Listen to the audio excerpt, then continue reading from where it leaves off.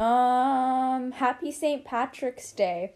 Also, crappy coronaversary, because I've been in quarantine for a year now.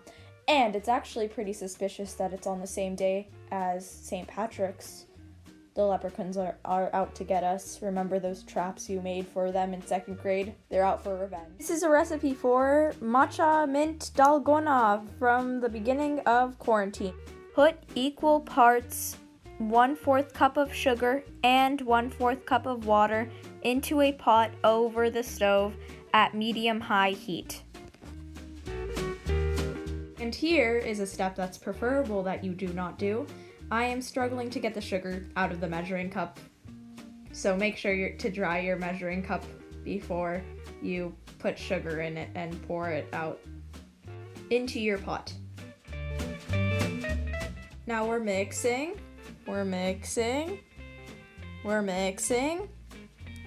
Make sure to watch it while you're completing all the other steps, but you do not need to constantly stir it. Just take your egg and crack it against the side of the bowl. Now take your 2 halves, being very careful not to drop your egg yolk or breaking it. Breaking it would be much worse.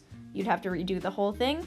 And move the egg yolk from one side to the other in hopes of getting the egg white out. It's okay if you get a bit of eggshell in there, you can just take it out after.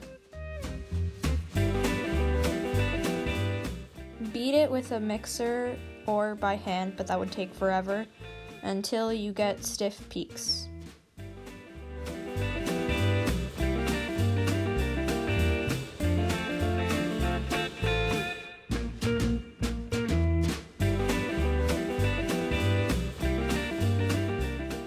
You can take your sugar water mixture off of the stove after it starts boiling.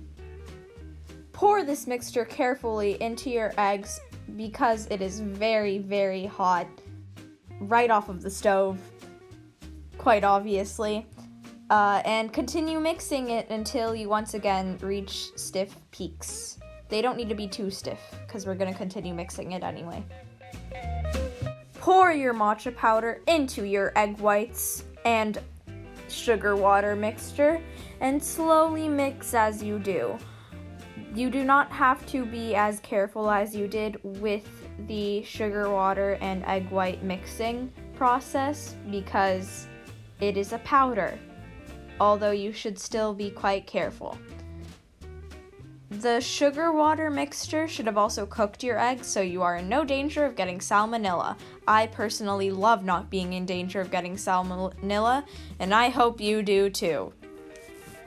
Now crush some freshly washed mint and water into a small bowl. You can use a spoon or fork. I just happen to have a crusher. And put it into the microwave for about 30 seconds. After taking it out of the microwave, you can continue to crush it to get all of the extra juices out of there.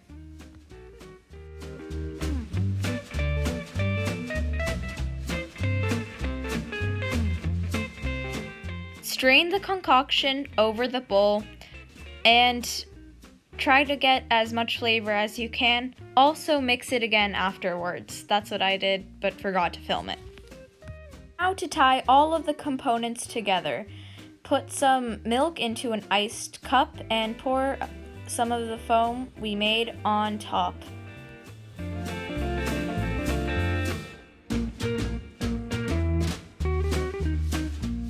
Wait again for St. Patrick's Day. What a surprise.